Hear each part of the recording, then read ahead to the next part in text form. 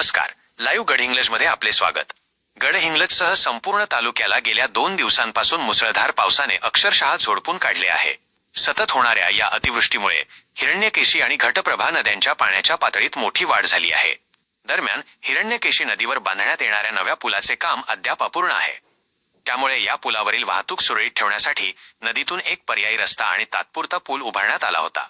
परंतु गेल्या 2 दिवसांपासून सुरू असलेल्या संततधार पावसामुळे हा पर्यायी रस्ता आणि पूल पुराच्या पाण्यात वाहून गेला आहे. आज रविवारी सकाळी या पर्यायी रस्त्याचा निम्म्याहून अधिक भाग पुरात वाहून गेल्याचे धक्कादायक दृश्य समोर आले आहे. आज रविवारीही पावसाचा जोर कायम असल्याने नदीच्या पाण्याची पातळी आणखी वाढण्याची भीती आहे.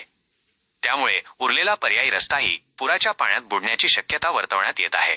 दरम्यान हिरण्यकेशी आणि परिसरातील अशाच ताज्या आणि वेगवान घडामोडी पाहण्यासाठी आमच्या लाईव्ह गडहिंग्लज या YouTube चॅनलला आत्ताच सबस्क्राईब करा, व्हिडिओला लाईक करा आणि आपल्या मित्रांना नक्की शेअर करा.